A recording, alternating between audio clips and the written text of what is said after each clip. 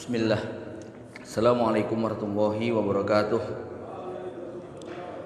Innal hamdalillah nahmaduhu wa nasta'inuhu wa nastahdihi wa natubu ilaih wa na'udzu billahi min syururi anfusina wa sayyiati a'malina may yahdihillahu fahuwal muhtadi wa may yudlil falan tajida lahu waliyan mursyida. Asyhadu an la ilaha illallah wahdahu la syarika lahu wa asyhadu anna Muhammadan abduhu wa rasuluhu la nabiyya wa la rasula ba'dah, amma ba'du. Usikum wa iya nafsi bitaqwallah faqad fazal mu'minun muttaqun. Bapak Ibu kaum muslimin muslimat jamaah salat maghrib yang berbahagia, alhamdulillah malam ini kita bisa berkumpul melanjutkan kembali kajian materi kita seputar keluarga. Dan malam ini kita akan berbincang tentang rumah tangga berbasis madrasah. Siang tadi kita sudah mengupas tentang rumah tangga berbasis masjid. Ya. Malam ini kita akan coba kupas seperti apa konsep keluarga atau rumah tangga dengan basis madrasah. Jamaah rahimakumullah, madrasah atau lembaga pendidikan adalah sebuah tempat yang begitu akrab di telinga kita, akrab dalam pandangan mata kita, bukan semata bahwa kita telah menghabiskan belasan tahun di sana, TK, SD, SMP, SMA sampai perguruan tinggi, tapi bahwa kita hari ini yang sudah rampung dari dunia madrasah pun setiap hari masih harus bolak-balik mondar-mandir wirawiri ke madrasah karena anak-anak kita masih sekolah, sehingga kita masih antar jemput, kita masih kadang menghadiri pertemuan wali murid, kita kadang harus menjemput ketika mereka liburan dari pondok pesantren, kita harus datang dipanggil pada saat anak kita punya masalah. Jadi ini tempat yang sampai detik ini kita belum rampung untuk meninggalkannya, ya. Sehingga tentu kita punya pandangan dan kita punya gambaran yang begitu jelas seperti apa sebenarnya kehidupan di madrasah, yang kalau kita amati sangat relevan dan banyak sekali perkara-perkara penting untuk kita aplikasikan dalam kehidupan keluarga kita, ya. Jamaah yang dirahmati Allah, sebagaimana masjid yang sehari 5 kali kita datang melaksanakan sholat berjamaah, dan di situ kita menemukan banyak inspirasi dari aktivitas sholat berjamaah, maka kita juga menemukan begitu banyak pelajaran penting dalam siklus kehidupan di sebuah lembaga pendidikan. Ya, kita berangkat dari sebuah statement, berangkat dari syair ataupun ungkapan orang Arab, al-ummu madrasatul ula, ibu adalah madrasah pertama, wal abu mudiruha, dan bapak itu adalah kepala sekolahnya. Walaupun dalam prakteknya tak sedikit ayah yang hanya berfungsi sebagai penjaga sekolah, tugasnya buka tutup pintu gerbang, bunyikan bel pergi pulang. Sang ibu hanya menjadi penjaga kantin yang memberikan dan menyediakan minuman dan makanan. Nah ini besok pagi kita akan kupas tentang menjadi waliden, menjadi kedua orang tua, bukan sekedar menjadi ayah dan ibu semata, ya. Bapak Ibu sekalian, pertama kalau kita menyadari bahwa di sebuah lembaga pendidikan ada hierarki, struktur kepala sekolah. Ada kepala sekolah, ada guru pengajar, baik itu guru bidang studi maupun wali kelas, dan ada murid atau objek didik. Kepala sekolahnya adalah suami, gurunya adalah istri kita, dan objek didik atau santri siswanya adalah anak-anak kita, ya. Maka silahkan antum masuk ke ruang kepala sekolah yang TK, SD atau SMA, SMP, SMA. Di sana ada tulisan 7 tupoksi kepala sekolah, tugas pokok dan fungsi kepala sekolah sebagai manajer, administrator, supervisor, leader, edukator, motivator, inovator, ya. Ini tugas kepala sekolah. Anda bisa bayangkan betapa beratnya tugas kepala sekolah yang memastikan bahwa KBM, kegiatan belajar mengajar, berjalan tanpa hambatan. Kepala sekolah memiliki tugas untuk memastikan bahwa kurikulum sesuai untuk kebutuhan objek didiknya. Kurikulum mampu dijalani oleh guru bidang studi. Kepala sekolah mungkin dia tidak setiap hari masuk kelas, tapi apapun yang terjadi di kelas, dia yang paling bertanggung jawab. Kepala sekolah boleh jadi tidak tatap muka dengan murid, tapi apapun yang terjadi pada murid, dia penanggung jawab tertinggi. Jadi kalau misalnya nanti ada siswa kita naudzubillah jatuh dari lantai 3 misalnya, ya bukan guru bidang studi yang ditanya, kepala sekolah yang memberikan klarifikasi kenapa. Ya, nanti ketika ada anak-anak yang nggak lulus, ya tetap saja kepala sekolah yang memberikan pertanggungjawaban. Ada santri yang harus dikeluarkan, ya kepala sekolah atau mudir pesantren yang harus memberikan klarifikasi. Ada kejadian apapun, kepala sekolah adalah pihak yang bertanggung jawab. Kenapa? Kepala sekolah dia boleh mendelegasikan kewenangan, tetapi dia tidak boleh mendelegasikan tanggung jawab. Ya, istri kita, kita beri kewenangan untuk mengajar, mendidik, tapi ujung-ujungnya adalah tetap bapak yang bertanggung jawab. Kemarin sudah kita singgung bahwa kalau anak itu soleh dan solehah, doanya Robbik Firli wali walidaya. Tapi kalau anak itu berperilaku nakal, jahat, durhaka, jadi Yahudi, Nasrani atau Majusi, yang kena bapaknya duluan. Ya, logika tentang kepala sekolah itu bertanggung jawab dan tidak boleh melimpahkan tanggung jawab itu dalam struktur perusahaan kira-kira begini Pak. Seorang direktur, dia adalah yang paling bertanggung jawab terhadap semua perjalanan perusahaan tadi.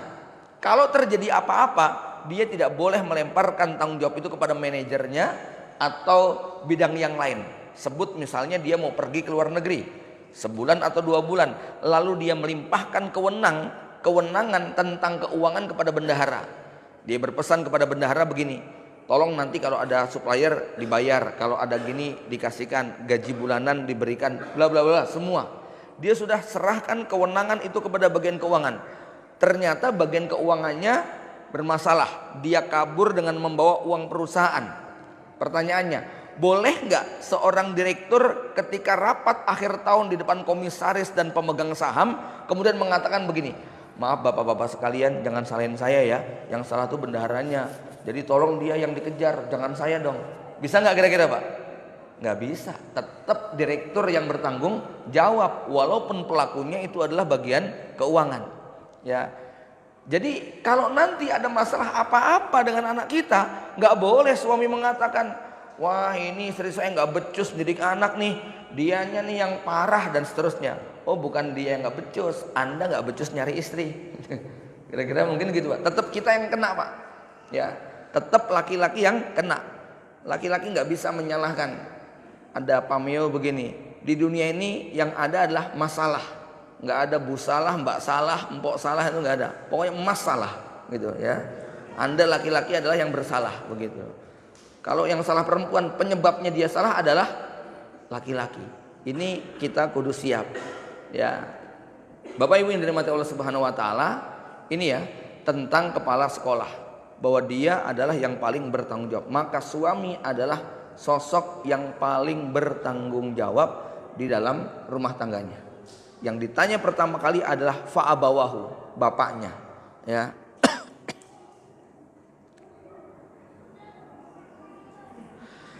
Poin yang kedua, dalam sebuah lembaga pendidikan ada aturan dan tata tertib. Ini penting untuk kita terapkan dalam kehidupan rumah tangga kita. Ya, jangankan perjalanan panjang seumur hidup, permainan yang hanya 1 jam saja itu ada tata tertib dan aturannya. Bahkan untuk sebuah acara yang namanya permainan, kita nggak boleh main-main. Kita harus taat dengan aturan dan kesepakatan. Ya, maka bagaimana mungkin dalam sebuah rumah tangga kok tidak ada norma, tidak ada aturan, tidak ada tata tertib, tidak ada kesepakatan? Ini bukan rumah tangga namanya. Ya, maka sebagaimana di lembaga pendidikan ada aturan mainnya, ada kesepakatan yang harus di diagungkan oleh semua pihak, begitu juga di dalam rumah tangga. Nah, rambu-rambu tentang kesepakatan ini seperti yang tadi sudah kita singgung dalam konsep sholat berjamaah. Suami sebagai imam, istri sebagai makmum, makmum harus taat, makmum harus hormat. Laki-laki sebagai imam harus memberikan peringatan kepada makmum yang keliru. Seorang imam harus mengerti keadaan makmum, ya, cara bagaimana menegur imam, cara bagaimana makmum ketika membimbing sholat berjamaah. Ini semua ada aturan mainnya, ya. Maka tentang aturan main ini suami istri harus belajar fikih nikah. Akad itu pembatalnya apa, khulu itu bagaimana, adab bercerai itu bagaimana. Ini contoh diantara yang paling banyak terjadi. Setiap kali kita mendengar akad nikah, biasanya pihak wali hakim ataupun ustadz yang memberikan tausiah ada kalimat aku nikahkan engkau, ya, lalu diselipkan dengan kata-kata imsakun bima'rufin au tasrihun bi ihsan. Kalau dipertahankan, kalau tetap dilanjutkan, maka imsakun bima'ruf, lanjutkan dengan cara yang ma'ruf. Tapi kalau memang nggak kuat untuk dilepas, au tasrihun bi ihsan, kalau mau dicerai, cerailah dengan cara yang ihsan. Tapi realita lapangan gimana, Pak? Banyak yang terkatung-katung. Disebut janda bukan, disebut istri enggak, ini kan, ya, mau diceraikan enggak berani, enggak menceraikan juga, ya, dia enggak mampu melaksanakan tugas dan tanggung jawabnya. Jadi istri enggak bisa melaksanakan tugas, jadi suami enggak bisa memenuhi kewajiban. Ini sebuah konsep, ya, saya katakan banci gitu kan. Ini menjadi laki-laki pilihannya cuma dua, imsak bima'ruf. Kalau Anda ingin pertahankan istri Anda, maka pegang dengan cara yang ma'ruf. Tapi kalau Anda sudah nggak sanggup, ya sudah, ceraikan baik-baik. Jangan kemudian dibuat ngambang, jangan dibuat kemudian ya di pengadilan sampai berbulan-bulan, istri nggak bisa melaksanakan kewajiban, suami juga nggak bisa memenuhi haknya istri, anak-anak jadi nggak jelas. Ini aturan main yang banyak dilanggar. Singkat cerita ini banyak terjadi karena memang tidak paham terhadap kesepakatan, ya. Maka akad nikah ini bukan akad seperti jual beli biasa, bukan seperti akad ijarah atau sewa. Ini akad yang mengguncang arsy Allah Subhanahu wa taala, misakon golido. Di situ ada konsekuensi dunia dan akhirat, ya. Ini tata tertib, ya. Kemudian secara prinsip begini, Bapak Ibu sekalian, tidak ada sebuah hubungan yang bisa dipertahankan dalam jangka waktu yang panjang kecuali hubungan itu dibangun di atas komitmen tentang mimpi dan harapan di masa depan. Kita nggak bisa berdialog panjang lebar dengan seseorang untuk sesuatu yang remeh-temeh. Anda beli sayur di pasar, beli kentang 1 kilo, bisa nggak ngobrol sama tukang kentangnya sampai 5 jam 6 jam? Apa yang menarik untuk diobrolkan? Nggak ada, Pak. Wong cuman pengen beli kentang 1 kilo. Tapi kita sedang berbicara tentang masa depan anak kita, bukan cuma di dunia, tapi di akhirat. Mereka yang tidak punya konsep seperti ini, rumah tangganya nggak menarik untuk dilanjutkan gitu. Ya, maka penting sekali untuk menggagas keluarga bervisi surga. Kalau cuma sekedar cari ya status saja, nggak nikmat yang kayak begini. Ya, rumah tangga tanpa visi misi mirip seperti main bola tanpa gawang. Berapa lama kita mampu nendang, Pak? Bosen lama-lama. Rumah tangga tanpa visi misi seperti naik pesawat tanpa destinasi. Ada di sini yang belum naik pesawat, Pak? Kalau ada mau nggak dikasih gratis, tapi nggak ada destinasinya, ya pasti nggak nyaman itu di atas. Hanya menunggu bahan bakarnya habis untuk kemudian meluncur dengan cepat ke bawah, ya. Jadi ada fenomena rumah tangga yang sebenarnya ya ini cuma ngabisin umur aja. Memang sudah nggak ada harapan, tapi mau gimana lagi?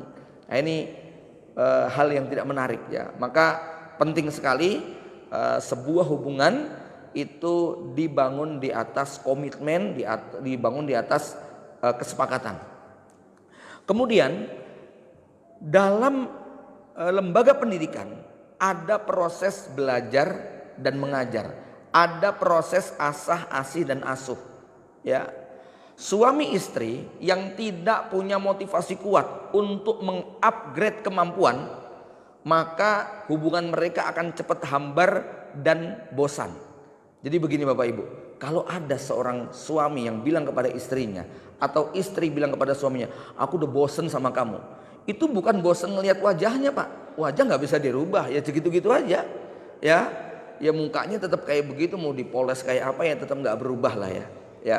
Tapi sebenarnya kata-kata aku udah bosen sama kamu, itu yang dibosankan apa? Perilakunya, ilmunya, mentalnya, psikologinya. Ya, kalau hal-hal yang sifatnya casing ya segitu-gitu aja. Yang ingin diubah ya itu adalah tadi kualitasnya, pengembangan dirinya. Maka rumah tangga yang tidak tumbuh dan berkembang itu akan cepat terasa bosan. Kenapa orang di masa pacaran begitu menggelora? Karena setiap hari selalu ada yang baru tentang dia. Ya, maka begitu berumah tangga kok kemudian segitu saja, disinilah mulai nampak kejenuhan. Ya, maka Anda bisa lihat bagaimana dalam rumah tangga itu, ya, bukan sekedar bukan sekedar bahwa mereka ini belajar, tapi ada satu peristiwa penting dalam sekolah. Apa itu? Ada kenaikan kelas. Ini bahasan yang menarik untuk kita dalami. Jadi begini Bapak Ibu, ya. Sebetulnya doktrin tentang kenaikan kelas itu doktrin yang kita pegang sejak kita masuk ke bangku sekolah. TKA naik ke TKB, TKB lulus 1 SD, 1 SD kita nggak mau berlama-lama, setahun naik kelas 2, setahun naik kelas 3, setahun naik kelas 4 sampai ke 6. Kelas 6 kita nggak puas dengan kelas 6, kita naik lagi sampai ke kelas 1 SMP. Terus begitu. Naik kelas itu adalah sesuatu yang menjadi harga mati. Nggak boleh kita tinggal kelas, apalagi turun kelas. Ya, itu berapa tahun kita merasakan Pak? TK 2 tahun, SD 6 tahun, SMP, SMA 6 tahun, 14 tahun. Tambah kalau misalnya kuliah atau mondok.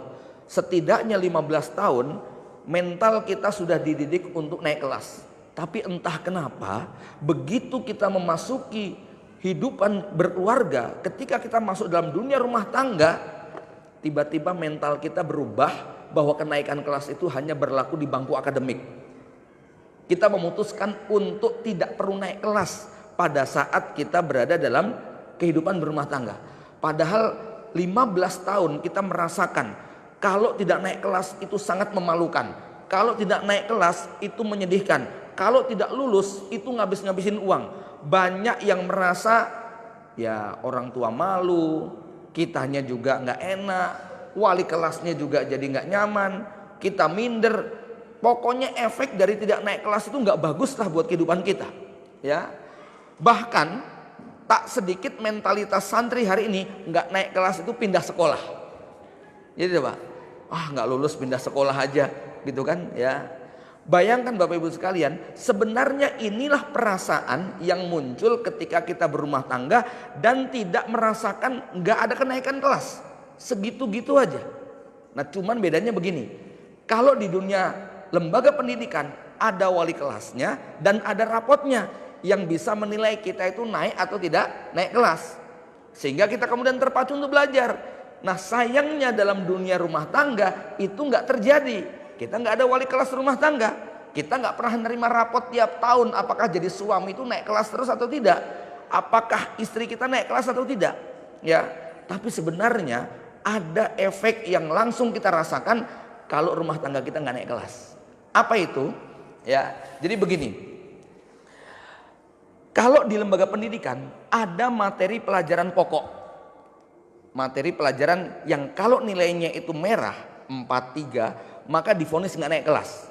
Walaupun ekstrakurikulernya 8,9, 8,9, bela diri 9, kesenian 9, olahraga 9, tapi pelajaran bahasa Indonesia 2, matematika 3, IPA, IPS 3. Ini siswa dinyatakan tidak naik kelas.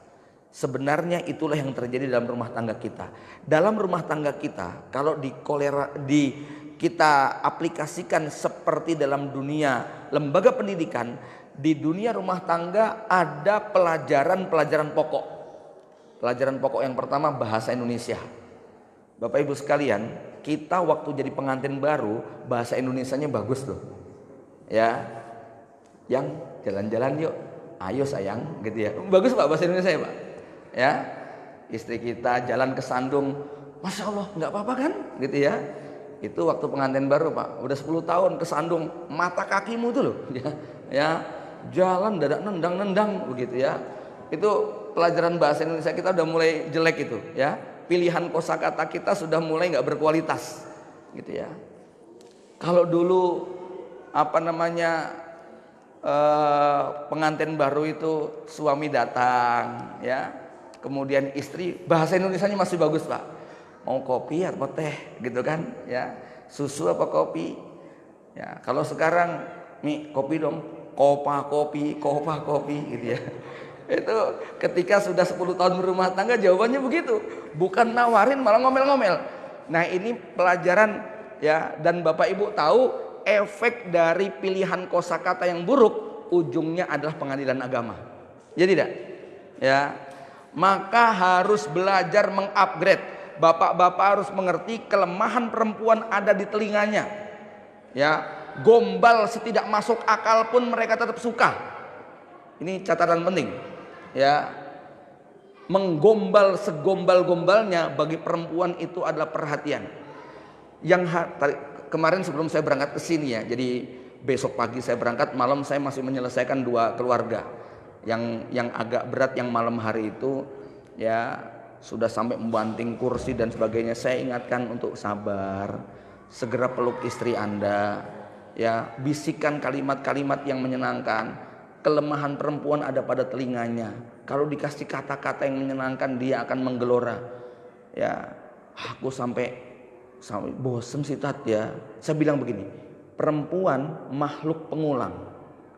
Kalau pagi ini Anda mengatakan I love you, besok kemudian Anda tidak mengucapkannya, dia akan mengatakan, Mas udah gak sayang lagi sama aku ya.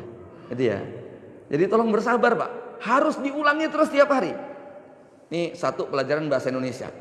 2, ini pelajaran yang sangat penting sekali, pelajaran ekonomi, gitu ya. Wah ini ekonomi terasa sekali Pak. Punya anak 1 gaji 1 juta, punya anak 2 gaji 1 juta, punya anak 3 gaji 1 juta, punya anak 4 gaji 1 juta. Ada yang jadi korban nggak Pak? Wah korban. Bukan cuma anak jadi korban, bukan cuma istri korban, tetangga warung tetangga sebelah jadi korban, mertua jadi korban, kepala sekolah jadi korban. Ya tidak?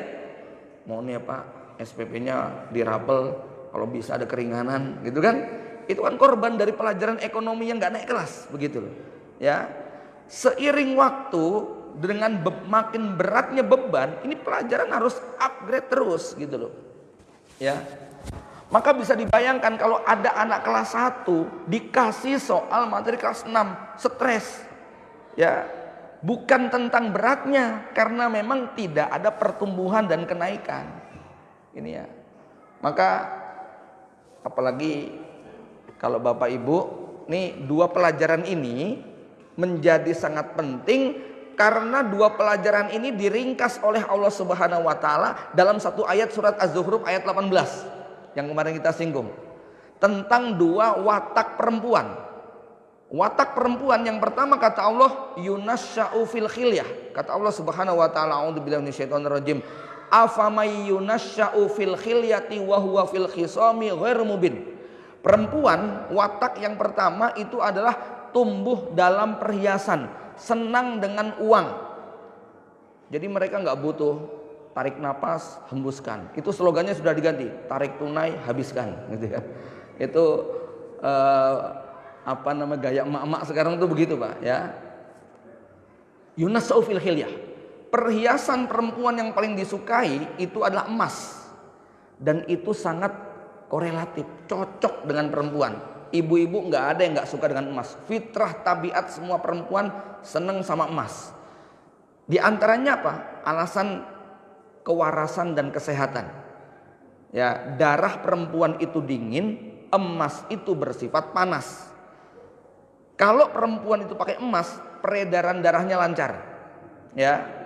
Maka kalau istri jenengan pucet, kurang darah, lesu, nggak usah dibawa ke dokter. Bawa ke toko emas, kasih gelang kanan kiri, cincin, kalung, anting, itu langsung senyumnya lebar, wajahnya ceria, ya, peredaran darahnya lancar seketika. Silahkan dibuktikan. Kalimat yang ditunggu-tunggu istri itu kalau diajak ke toko emas, ndang pilih sakarepmu, aku sing bayar. Masya Allah, itu kalimat sakti yang bisa merubah rasa benci menjadi cinta, ya, emosi menjadi reda, gitu Pak. Ya, ini Quran yang bicara ya. Yunasya'u fil khiyah. Yang kedua apa? Wa huwa fil khisami ghairu mubin. Perempuan kalau berdebat nggak jelas, kalau ngomong itu sulit dipahami. Antara yang diucapkan yang diinginkan berbeda. Laki-laki kudu memilih bahasa yang tepat. Ya.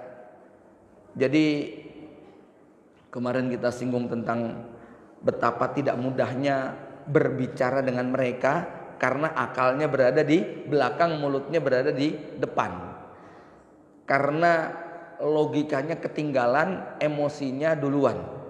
Ya, maka Anda kalau berbicara tentang perempuan, jangan cuma mendengarkan apa yang diucapkan, tapi lihat raut wajahnya, tatapan matanya, ya, intonasi suaranya dan gerak-gerik tubuhnya.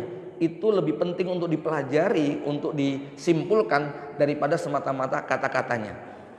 Misal nih, ada seorang istri yang minta tolong suaminya, "Bi, anterin ke pasar dong, Bi." Suaminya bilang, "Aduh, Abi lagi sibuk banget ini, repot. Umi bisa nggak ke pasar sendiri?" Terus istri ngomong begini, "Yaudah, Umi tak berangkat sendiri aja." Jawabannya apa Pak? Nah gitu dong, istri mujahid itu mandiri. Kira-kira jengkel nggak Pak? Jengkel gitu loh ya. Itu kalau istri ngomong kayak gitu jawabannya apa? Jangan, ikut Abi. Enggak usah Umi, udah tak sendiri aja, Abi kan lagi repot. Jangan, bonceng di belakang. Enggak usah, enggak apa-apa kok Abi, bonceng di belakang. Gitu ya. Itu sambil bonceng sambil yes, begitu Pak ya. Walaupun omongannya kayak begitu tapi hatinya senang sekali. Gitu loh ya. Nih di antara rumus kalau ngajak istri, jangan dikasih pilihan. Begitu. Pasti kalau dikasih pilihan jawabannya apa? Terserah gitu ya. Maka istri paling suka dengan kejutan. Tahu-tahu diajak pergi kemana? Pokoknya ikut. Mampir di tengkleng, mampir di lalapan. Itu lebih menyenangkan daripada mau kemana, mau makan apa. Karena perempuan lebih suka kepastian, ya, daripada diberi pilihan. Ya. Pelajaran yang ketiga, pelajaran sabar. Ya, ini juga materi pelajaran yang pokok. Punya anak satu, sabarnya satu. Punya anak dua, sabarnya satu. Punya anak, jadi korban itu. Ya. Jamaah yang dirahmati Allah, ada pelajaran yang sifatnya ekstrakurikuler. Suami ganteng, suami hafal Quran, suami suaranya merdu, followernya banyak, medsosnya paling wow. Nah itu ya bagus, nggak apa-apa sih. Tapi kalau ini enggak tuh nggak ada Pak. Istri minta cerai gara-gara kenapa kamu minta cerai? Habis suamiku nggak punya akun media sosial, nggak ada gitu ya. Kenapa cerai? Ya suara suamiku nggak merdu, hafalannya kurang banyak, nggak ada. Itu pelajaran ekstra kurikuler gitu kan ya. Tapi ini 3 pelajaran pokok ini kalau nilainya merah, mbok ekstra kurikulernya itu bagus gitu kan ya. Maka nggak bakal bisa bertahan. Allah menyebutkan laki-laki sebagai qawam itu bukan karena ketampanan, bukan karena ahli agama, bukan karena dia ulama atau kiai, bukan karena dia seorang tokoh, tapi apa? Bima angfaku min amwalihim. Ini pelajaran tentang apa? Tentang 3 hal tadi. 1 bahasa, 2 ekonomi, 3 tentang kesabaran. Maka kalau berbicara tentang wa'ashiruhunna bil ma'ruf, mu'asyarah bil ma'ruf, itu mengkerucutnya Rasulullah SAW ya, mengkerucutkan pada kemampuan memberi nafkah. Tut'imuha idza ta'imta wa taksuha idza tasaita, ya, wala tadribil wajha, jangan kamu tempeleng, jangan kamu hina, nggak boleh dijelek-jelekan ya. Nah ini Bapak Ibu yang dirahmati Allah, jadi ini tentang kenaikan kelas.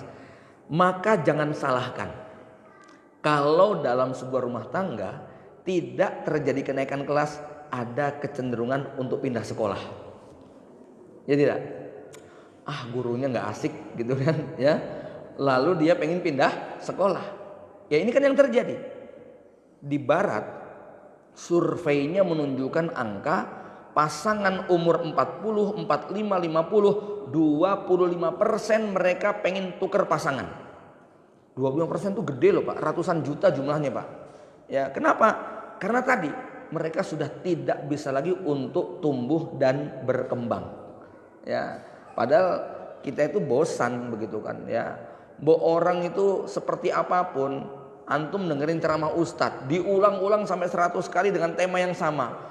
Sesenang apapun antum pasti akan bosan sama dia. Ya, maka ada pepatah Cina yang mengatakan orang yang tidak membaca buku 3 hari omongannya sudah nggak enak didengar karena ilmu yang disampaikan ilmu 4 hari yang lalu. Gitu ya. Sehingga apa? Upgrade. Terus upgrade ilmu kita tentang rumah tangga. Tadi ya, tentang komunikasi, tentang ekonomi, tentang kesabaran dan berbagai macam hal. Di situ dia akan merasakan bahwa cinta yang diberikan suaminya tumbuh dan berkembang. Kemudian dalam sebuah madrasah ada visi misi dan kompetensi. Jadi begini Bapak Ibu sekalian, visi misi sekolah dasar pasti beda dengan visi misi jenjang SMP.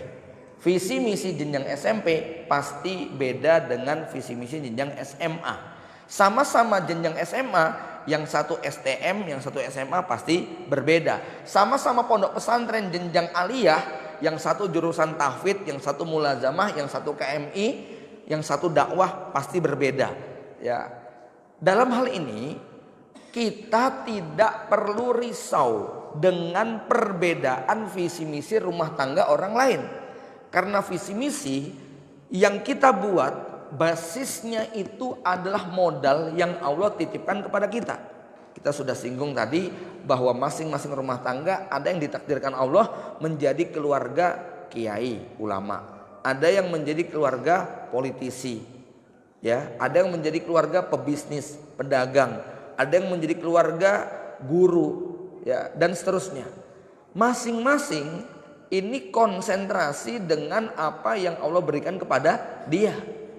Bayangkan Bapak Ibu, kalau misalnya nih kompetensi terkait dengan kompetensi dan visi misi, kadang-kadang kita perlu melakukan studi banding. Kan biasa tuh sebuah lembaga pendidikan melakukan studi banding kan? Pondok pesantren ini kunjungan ke sana. Saya bisa pastikan tidak ada satupun lembaga pendidikan yang melakukan studi banding ke sebuah tempat lalu dia mengcopy paste 100% semua program dan kurikulum yang ada di sana di lembaganya. Yang banyak terjadi itu adalah dia mengambil yang cocok dan sesuai dengan kebutuhan dan kemampuan yang dimiliki. Biasanya begitu Pak. Ya. Nah, ini penting juga ketika emak-emak hobinya studi banding ke rumah tetangga. Ya. Ini penting Bapak-bapak sekalian ya. Ibu-ibu kita suka studi banding ke rumah tetangga itu. Ngelihat ruang tamunya, lihat dapur kitchen setnya, ngelihat ruang keluarganya, ngelihat ada taman dan kolam di depan rumahnya, ya. Yang dia studi bandingnya tetangga dia yang kaya raya, sementara suaminya gajinya di bawah UMR saja. Anda bisa bayangkan itu mirip seperti kalau sekolah SD studi bandingnya ke STM. Lalu di sana dijelaskan visi misinya, kemudian kepala sekolah atau guru-gurunya kagum, gumun. Setelah itu kemudian pulang merancang visi misi baru. Keren ya, sana lulus langsung bisa kerja.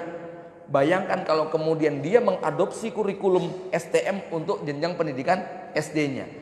Bayangkan kalau ada istri yang suaminya UMR, studi banding ke rumah temennya yang kaya raya, lalu kemudian ngomong begini, Bibi, Masya Allah ya, tadi aku masuk ke rumah dia, kitchen setnya keren banget, kompornya otomatis, kemudian pintunya serba begini begitu dan seterusnya, murah loh Bi, katanya 75 juta bisa dicicil gitu.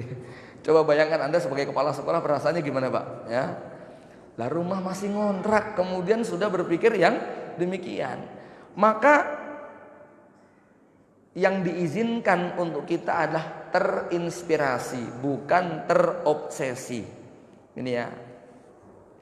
Kami pernah melakukan studi banding. Pondok kami yang waktu itu SPP-nya 300.000 studi banding ke SMA lain, ke pondok lain yang SPP-nya 1,5 juta waktu itu. Ya, katanya ini pondok pesantren yang keren, guru-gurunya disiplin, murid-muridnya juga demikian, tata tertib peraturannya keren dan seterusnya. Pulang dari sana kami ketemu sama seorang tokoh yang dia bertanya begini, kamu dapat apa studi banding ke sana? Gitu ya. Terus apa bisa dipraktekkan di pondok kamu? Saya nggak heran kalau kemudian bisa menggaji ustadznya sekian, bisa memberikan fasilitas kepada muridnya sekian. Lah uang pangkalnya 25 juta, SPP-nya 2 juta. Justru saya kagum sama kamu, pondokmu itu loh, yang uang pangkalnya 2 juta, SPP-nya 300 ribu kok masih bisa bertahan sampai sekarang. Gitu loh Pak. Jadi kadang-kadang Pak, nengok keluarga lain itu bukan terinspirasi, malah cuman iri. Ya, ini Anda jadi kepala sekolah harus mengatur Pak. Kadang-kadang ya komunitas emak-emak nih yang emosi dan perasaannya tuh pengen begitu ya. Pulang bukan membawa angin segar, malah bikin beban berat bagi kita gitu ya. Ini harus di apa namanya istilahnya disaring ya. Tidak semua kemudian inspirasi itu bermanfaat. Kadang-kadang justru kita malah terinspirasi dari keluarga yang rusak. Nih contoh ya. Kira-kira begini Pak. Kalau Anda punya anak sekian yang kecenderungannya di dunia pesantren dan ilmu agama biasa. Terus Anda datang ke rumah seorang ustadz, ikhwan yang anaknya 8 semuanya hafid Quran. Kira-kira Anda dengan istri mendengarkan cerita tentang keluarga ikhwan tadi yang anaknya sukses jadi hafid Quran semuanya, sementara anak Anda 3 sekolahnya mogol, pindah-pindah, nggak selesai, setahun 3 kali pindah pondok. Itu kira-kira ketika pulang yang muncul apa? Diskusi apa antara Anda dengan istri Anda kira-kira? Banyak diskusi merumuskan visi misi yang diulang atau malah berantem? Bisa-bisa malah berantem loh Pak. Tuh habis sih nggak pernah ngajarin gitu ya. Anak dibiarin loh, malah jadi ngomel-ngomel. Tapi justru Anda malah bisa terinspirasi ketika berkunjung ke rumah ustadz yang anaknya nggak pernah lulus dari pesantren. Itu anak kita ngomong, wah anaknya Pak Ustadz aja nggak lulus nggak apa-apa kok Bi. Nah, itu malah tenang dia. Malah kita iya ya nggak apa-apa deh begitu ya. Kita tuh malah jadi ringan ya. Jadi kadang-kadang kita itu mendapatkan hiburan bukan dari orang-orang yang hebat, justru dari orang-orang yang ada di bawah kita. Ya, besok dalam pembahasan tentang mencintai anak tanpa syarat kita akan kaji apa sih yang bikin kita tuh sedih, kecewa. Bukan peristiwanya Pak, tapi cara membandingkan kita. Itu yang merubah mood dari seneng kepada benci, cinta kepada kecewa. Itu bukan peristiwanya. Sama nanti tentang anak-anak kita yang soleh ataupun tidak soleh. Bukan peristiwa soleh atau tidak solehnya, tapi tanpa sadar kita membuat perbandingan-perbandingan tadi. Anda bisa bersyukur dengan istri yang sekarang bukan karena dia bagus, bukan, tapi karena Anda membandingkan dengan yang tidak bagus. Gitu ya. Iya, gitu. Ya, istri bisa bersyukur dengan istri bisa tidak bersyukur dengan suami yang ada selama ini, ya, bukan karena dia baik, karena memang dia menemukan teman yang jauh lebih menderita, gitu loh. Ya, maka kadang-kadang mohon maaf nih, ya, kalau ada keluarga yang istrinya rajin ngaji, menuntut ilmu tiap hari, lalu suaminya tidak ikut ngaji, nggak ikut belajar, yang muncul itu lebih banyak komplainnya daripada syukurnya. Karena istri membuat perbandingan-perbandingan tentang standarisasi keluarga yang baik dan benar. Maka di sini penting, ibarat dalam satu lembaga pendidikan naik kelas kudu bareng-bareng. Bayangkan kalau dalam satu kelas ada yang kualitasnya kelas 1, ada yang kualitasnya kelas 6. Itu dikasih soal kelas 1, kata yang kelas 6, ih bosen soal kok kayak begini, ngerjain sambil tidur pun bisa. Tapi kalau dikasih soal kelas 6, yang kelas 1 akan marah-marah. Dia nggak mampu untuk mengerjakan. Maka kalau kita ingin naik kelas, ayo naik kelas bareng-bareng. Ya, ada ini kisah nyata, seorang ikhwan yang ngaji, istrinya belum mau ngaji, jilbabnya masih kecil, diajak ngaji nggak mau. suaminya merasa kecewa, suami sudah berusaha untuk kuangkusakum, tidak mendapatkan respon dari istri. Datang dia kepada seorang ustadz, "Ustadz, carikan saya istri Ustadz. Ya, istri saya kayaknya nggak bisa saya ajak untuk hijrah. Tolong carikan yang jilbabnya besar dan cadaran sekalian," gitu ya. Saya bilang begini ya, ini ikhwan tidak fair. Dulu jahiliyahnya bareng-bareng tapi hijrahnya maunya sendirian gitu Pak. Ya. Maka ayo belajarnya sama-sama supaya tumbuh kembang kita naik kelasnya bisa bersama-sama ya. Kemudian yang terakhir, dalam lembaga pendidikan pasti ada rapat dan evaluasi ya. Ada rapat dan evaluasi.